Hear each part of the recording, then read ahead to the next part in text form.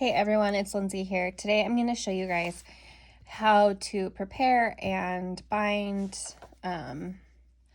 your quilt for binding. I'm doing it on this mini quilt, so it's a little bit easier to see. This is my mini Starbound pattern. I will link it below if you want to pick one up. This is a great beginner pattern, and it uses 2.5 inch pre-cut squares.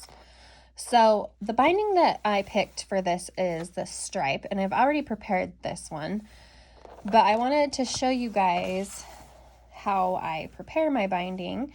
So I grabbed these strips, and I like to use 2.5 inch strips. Some people will use 2.25. I just was taught with 2.5. So what you're gonna do is, the first tip that I have for you guys is you don't want to do straight of grain binding, meaning put these right sides together and sew right here, and so you have a straight seam. This creates a lot of bulk, and it's really hard to sew when you have that much bulk. So what you're going to do is you're going to sew these strips on the bias. So what you're going to do is you're going to make, I always think of it as a T. So you're going to have them right sides together. I usually always keep my selvages on and then trim them off when I'm ready to trim off the excess. So I like to layer it right there, and you're going to mark a line. And once you get really comfortable with this, you don't, like, I never mark a line on my binding, but it's a good habit to have so you know it's straight. You can pin these together. So what I'm going to do is I'm going to take this to my machine, and I'm going to sew from corner to corner. And yes, you can backstitch. It's up to you. I normally don't, because the seams get sewn in at the end, so I don't really worry about that. But if it makes you feel better, go ahead and backstitch at the beginning and end.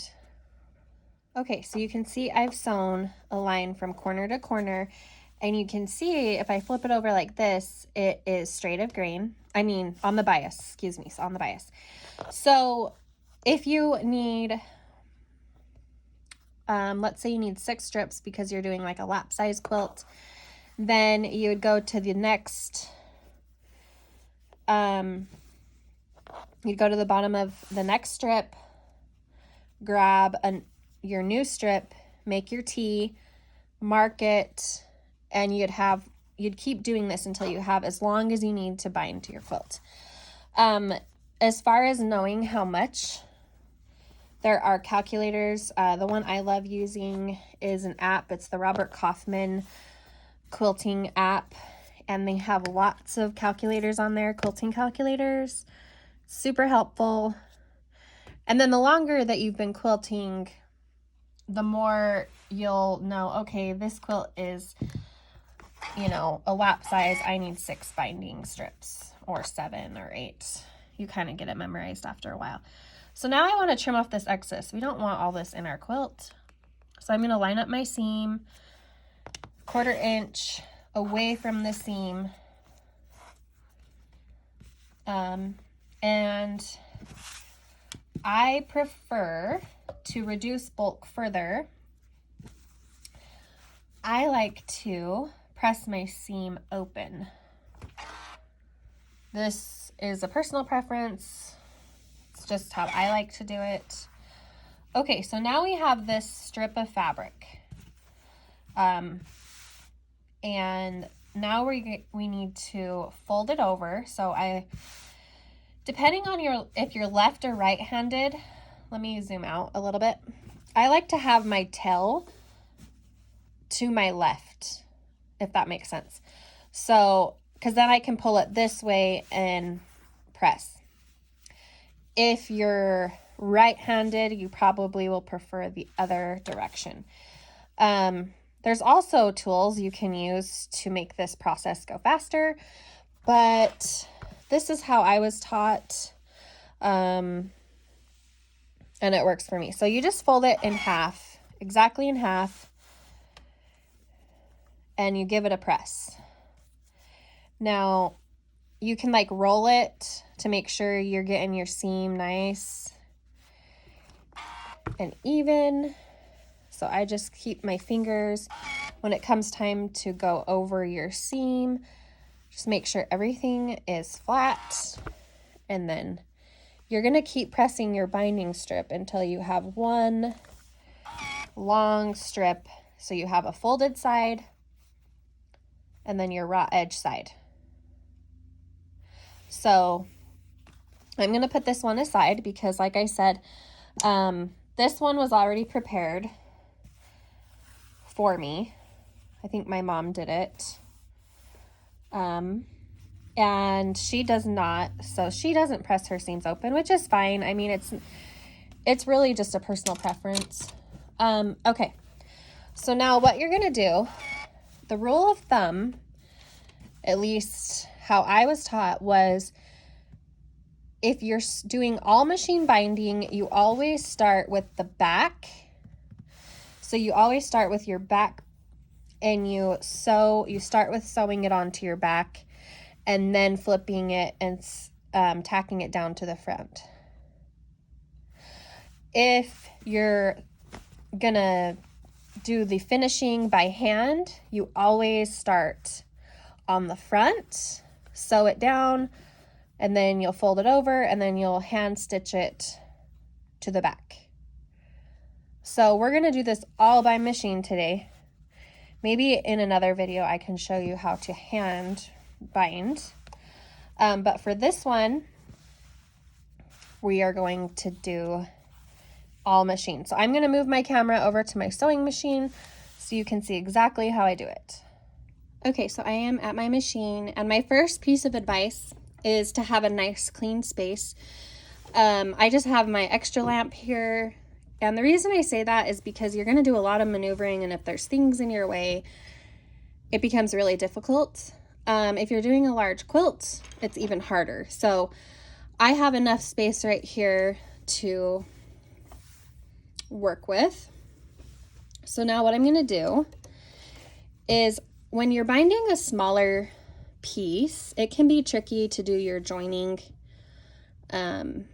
because you don't have a ton of room. So I'm going to give you my tips and tricks for when you don't have a ton of room. I have my selvage still on here, which is fine because we'll trim that off later. And you want to start by leaving a tail. And this might seem like a lot of tail right here, but I'm going to leave all this space because it'll make my life easier when I'm ready to join. So I'm going to zoom in here a little. Let's see.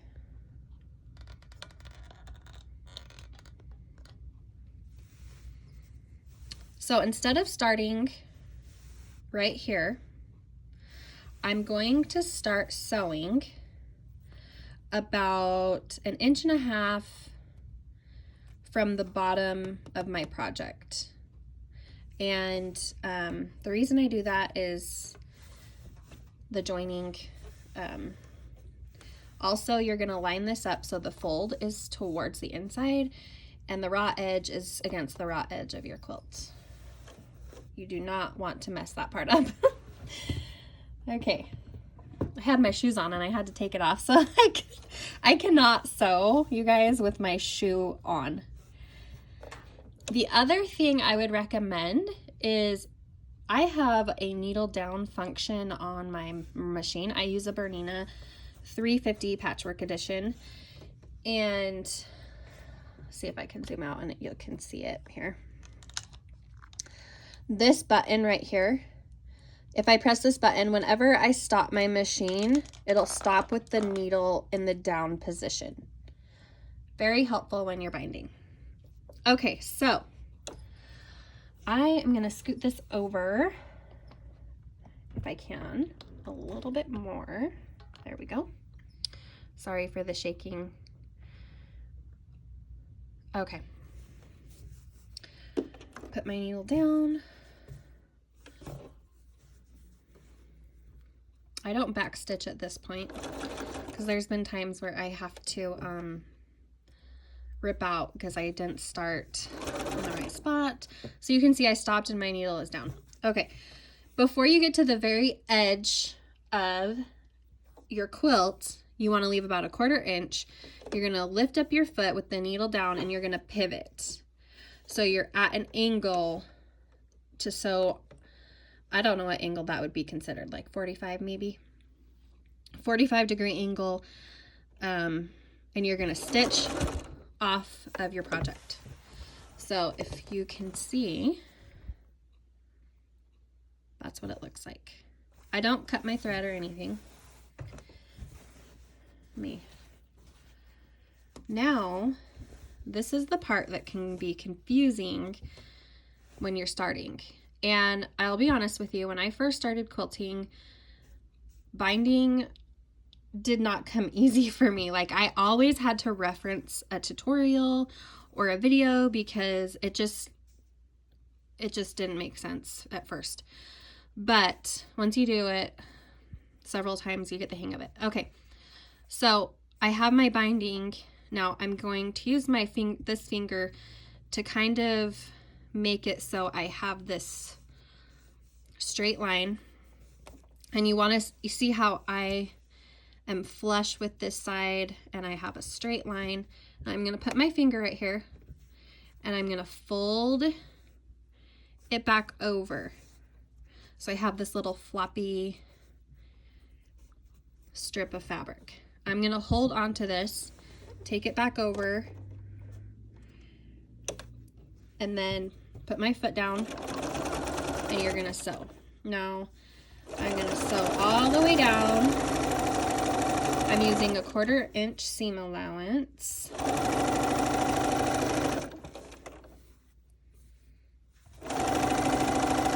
Now I want to show you another corner. So I'm going to stop when I get 1/4 inch. Okay, sorry, I wanted to get a really good angle for you guys. I'm 1/4 inch away from my end of this bottom of this part of the quilt. Lift up your foot, pivot, and sew off the edge. I don't trim my fabric. All right, so we're gonna do this step again. So I like to have my finger right here. I might have to zoom out again. Okay. You're going to fold up so you have a straight line, and this is flush. You don't want to be over here. You want to be straight as you can be. Now I leave my finger right here because this is gonna keep it still while I fold my binding back down, all the while making it stay as straight as possible. Now I'm going to take it, and I haven't cut my thread or anything, and I'm going to put it back under my foot and start sewing again.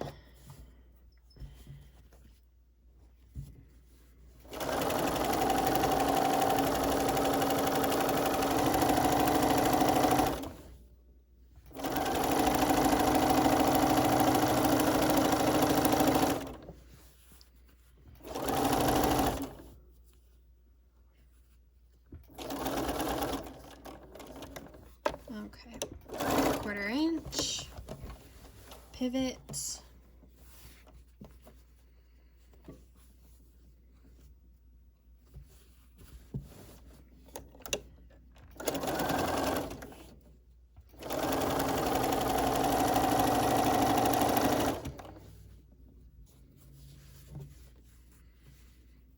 is a little bit off.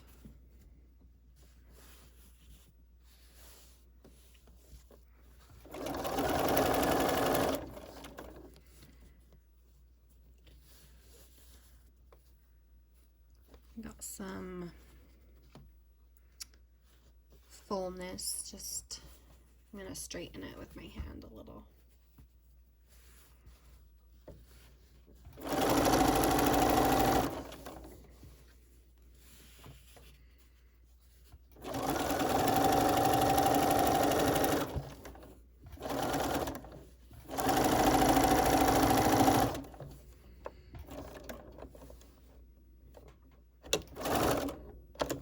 Okay, this is my last corner, and then we're gonna join our seams. Now, when you're doing this last corner, I only sew about an inch in. I don't really backstitch or anything at this point. Now, I'm actually gonna take it off. All right, so I have my tail right here. Let me zoom out again. And I have this side and I have this side. What I'm gonna do is, I don't want my selvage in there. You're gonna grab a pair of scissors. This is really technical, just kidding. Okay, so I'm gonna go about right here and maybe in a little bit more. Now, if I unfold this, this width right here is going to be 2.5. This is going to be my measuring guide. You keep this little trimmed piece. And I just picked right there because I figured when I fold this over, I have a good amount of space to join these without having to wrangle it too much. So you're going to put this strip flat and flush against your quilt, and then you're going to layer this one over the top. Now you can see I have them layered. Now this is where this little strip comes into play. I'm going to fold it over or turn it over so you can see. I'm going to line it up where my two fabrics overlap. So it's right there. Being very careful, I'm going to only trim this top portion. Now, you could be more technical and use a rotary cutter and ruler, but I've had a lot of practice and I feel like I can get a pretty straight line. Okay, so I'm going to take this off, and then you can use this for like a leader or ender, which that's what my mom does.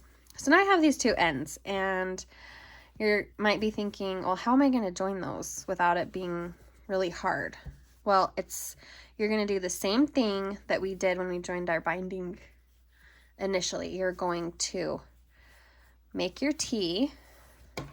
Now, I find it easy if the project is really small to just fold it in half like this, but you want to be careful. Sorry, I just shook the camera. You want to be careful that you don't have your binding twisted. You don't want it to be like, crap, I sewed this and it's all twisted. So I hold on to this. I do not twist. I'm always holding on. Turn it. Now, what I want to do here, this is where you're gonna join, and you want to line up. I prefer to go just a tad above, not too much, like literally less than 1/4 inch. Now I'm having issues because I'm doing this in front of a camera, of course. Okay, I've lined it up. I have my T. You could definitely take this over and pin it. Now, you see how I have my T here? Maybe. Now you can mark a line. You're gonna sew from corner to corner while holding on to this so you don't have it move. You can pin this. I've gotten to the point where I don't like to pin ever. It's like the bane of my existence, honestly. Okay. I've pinned. Now, I'm not marking a line because I have a line right here that shows where I should be, and I just invisibly keep going on that line. But if you're a beginner, definitely mark it. Now I'm going to trim my thread off. Before I get ahead of myself and cut this off, I'm going to straighten this out and see if it's good. If there's too much fullness, if there's not enough. If it's too full, you'll see it. If it's too tight, you'll have to like really stretch. But I feel like mine is in a good position. Okay, so we have all this excess, and you're just going to trim 1/4 inch from the edge. You can use a rotary cutter and ruler, or eyeball it. I am going to take this over real quick and just press this open.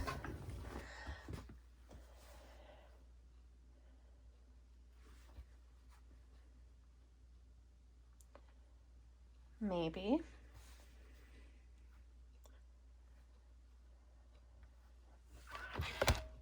Whoops. My heck. Okay. All right, so I've pressed it, and now what we need to do, maybe, is we gotta finish sewing.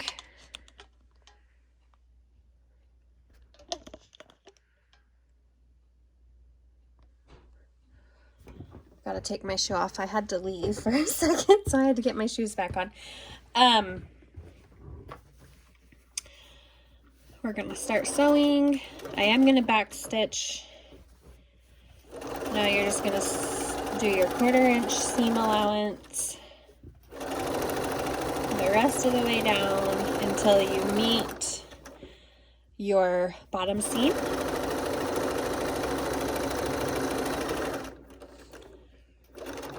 Back stitch. All right, guys, we're almost done. So before I start doing the final sewing, I trim off my threads.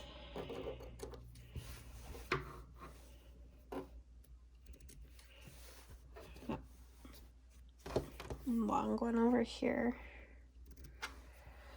It's kind of hard to see with the camera in front of me. Okay.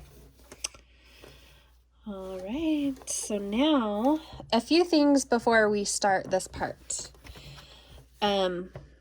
First of all, I like to increase my stitch length so I have longer stitches. Like, you see how these outside stitches are a little bit longer? I like the look of longer stitches on the front of my binding. That, again, is a personal preference. If you don't care, then leave it as is, but I'm gonna make mine bigger. So some people like to use like the binding clips and clip this all the way around. I do not do that because I just find it easy to fold it over. Let me zoom in. You're just gonna fold this over.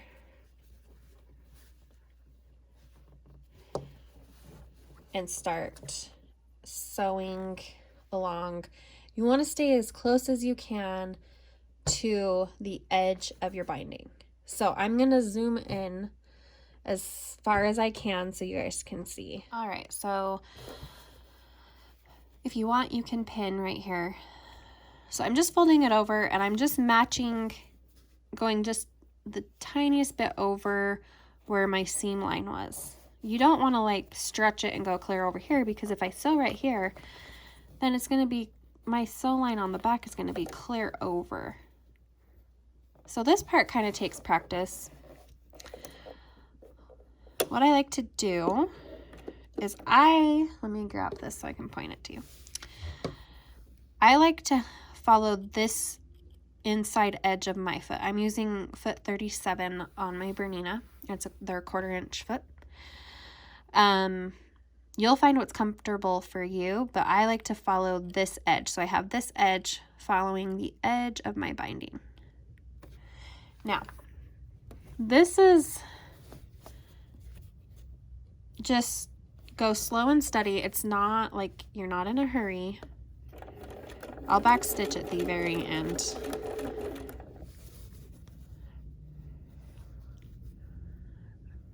I want to show you a couple of corners. In fact, I might be out of thread, am I? No, not yet. Okay. It's kind of hard to see because the camera's like right in my face. Okay. When I get close, you're just going to pull this straight down, and then you're going to fold it over to make your mitered corner. Now, I like to use my seam ripper. You can use a stiletto to hold this into place. but I don't have a stiletto, so I like to back stitch one stitch, flip it over, pivot, all that good stuff when you turn a corner. So I'm gonna go down this and show you one more corner. Whoops.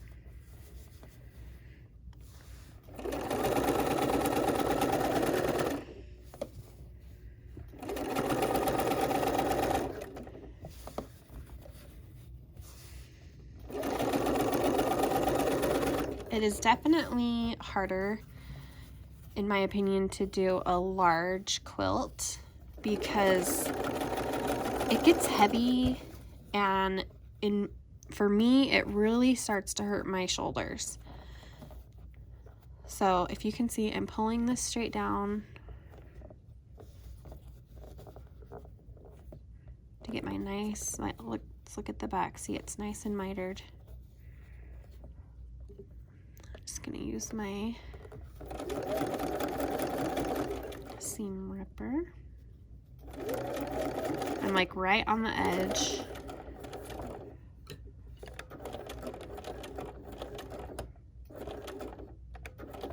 I like to really tuck my corners down.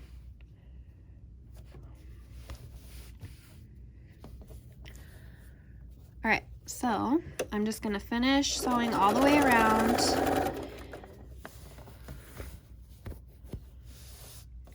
And when it's done, I will show you the final product. All right, I just finished. You can see I have a pretty good line. It's not perfect, but the more you do it, the better it'll look. Like I said before, it gets kind of difficult to do large quilts in my opinion. I don't like doing large quilts like this. I'd rather hand bind. So I think that's all the tips and tricks I have. If you have any questions, comment below. And sometime in the future, I will do another tutorial and I'll show you how to attach your binding by hand. So don't forget to like and subscribe, and I will see you next time.